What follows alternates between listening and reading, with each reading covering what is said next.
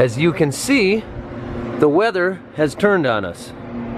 Now we're lucky we've got all of our crops off, but not everybody in the area is so lucky. We do, however, have about 600 or 700 acres of soybean stubble left to till. So today, we're gonna thrash and get as much of that done as possible. 4 of the points on our John Deere 2730 ripper are wore out, completely shot. It's a 9-shank ripper, which means we got 9 points on it.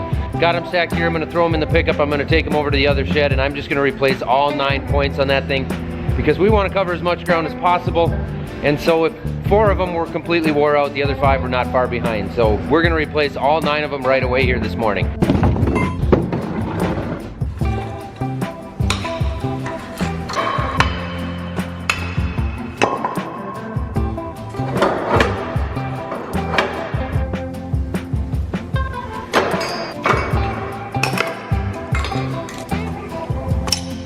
Never a very fun job, but at least I'm in a warm shed out of the wind. All right, his rig is ready to go. He's gonna back that out, put some diesel in it, take off and start getting some stuff done.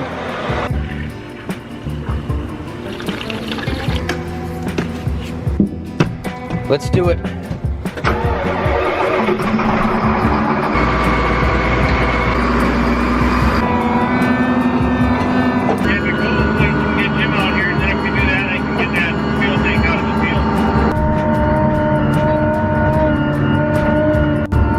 Looks like it's going for him so far.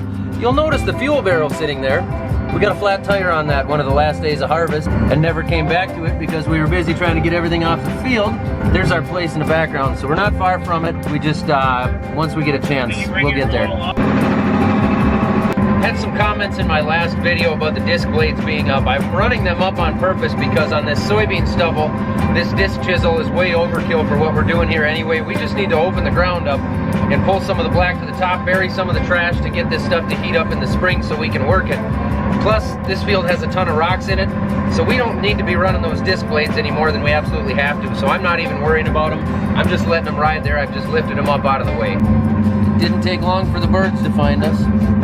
Doesn't seem to be going too bad. I'm gonna check the depth real quick with these new points on there. I did raise it up roughly an inch, so I'll take a look back here and see. It does feel like it's pulling harder, but I think that may be because this top is frozen a little bit. Little too deep. Well, that's better. Now we're not so crazy deep. We got new points on there. We should be able to cover a lot of acres with those points. Top 1/4 inch is frozen. Tractor rides pretty nice. It spins a little bit on the snow, but not nearly as much as it would be if it was muddy out here. You can see the birds have found me. I mean, I will take this over mud any day. This is actually easier on the fields, easier on the tractor, nicer to work in. It's a little bit colder, but besides that, it's not bad. Other than the people that don't be quiet on the radio. While we're finishing up some end rows here, I had the AGCO Ziegler guys come out and help me set this thing up, just to make sure we had everything set up perfectly to pull this ripper. We're good. We got this field about finished up. I'm gonna head up the road to the north there and start working on a different field. Potty break. Oh my gosh, no. No, they do not have the heat on in the bathroom today. Oh, for Pete's sake. I admit it, I didn't wash my hands.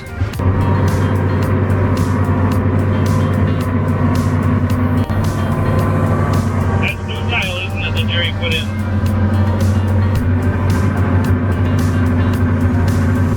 Dad and Jim are out there fixing a broken sweep on the chisel plow. I'm glad they're doing it because it sure looks freezing cold out there. This is it. Just these couple of slivers back in this corner. Then I drive back that way and head home. How full is the fuel? 3/4 probably. You still have 3/4 of a tank of fuel? I think so. Spilled a little diesel on the beauty.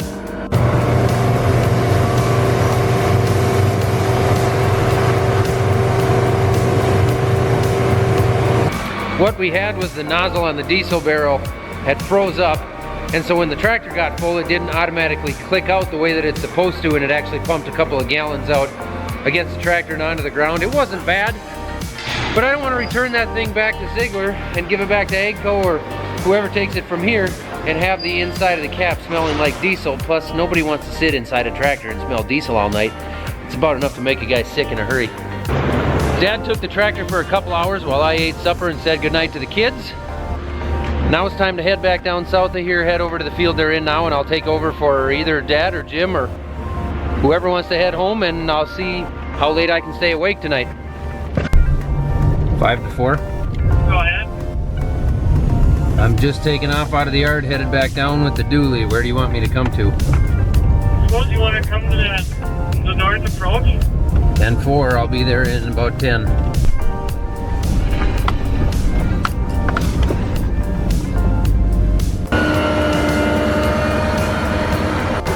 Let's go farming, boys.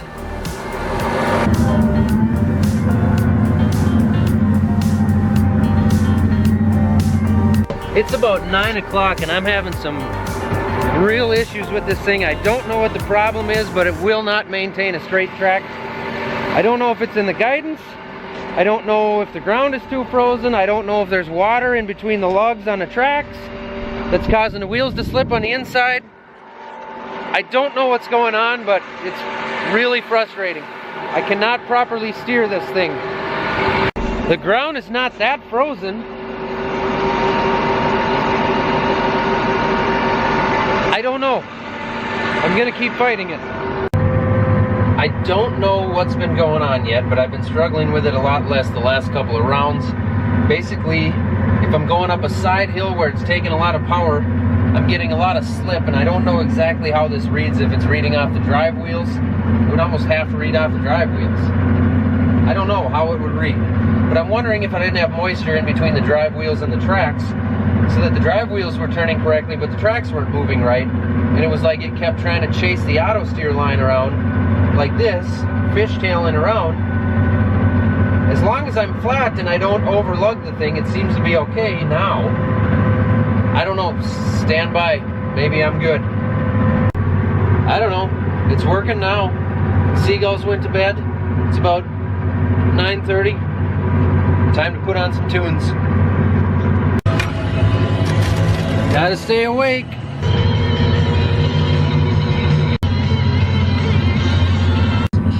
Little snow coming down again.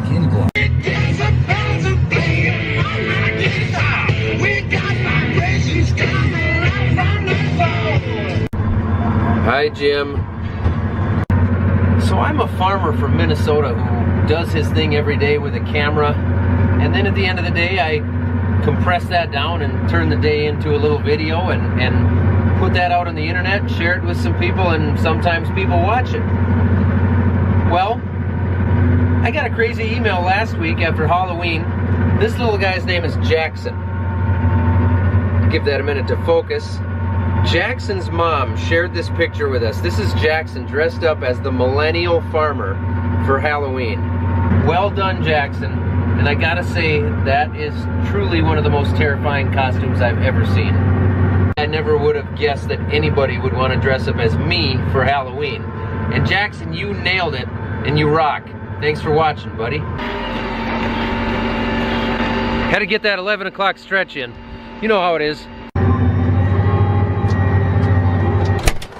Time for the midnight stretch. A little dark and hard to see, but there are no shear bolts tripped. Let's till on. It's toasty inside this Challenger. It's 1 o'clock in the morning now. Dad's gonna finish the last round up while I take off and head for home here. We are gonna put these things in the shop tonight, because if we don't, those disc gangs are gonna freeze up once we stop moving. And we've had issues with that before. All in all, not a bad day. We got over 300 acres covered today. If we're not froze out, we'll be back at it again tomorrow. We've got a little bit less than 300 acres to go. So if we can not get froze out tomorrow, we will get finished, as long as we don't have any major issues to deal with. But the weather is cold. It's about 18, 19 degrees out right now. So we're gonna wait and see what we've got. It's not too frozen on top right now, not really any more than what it was this morning. So we'll see what we've got to deal with in the morning and go from there. So for now, this is it. I'm gonna go home, grab something to eat, tip over, Be back at it again in the morning. Thanks for watching, guys.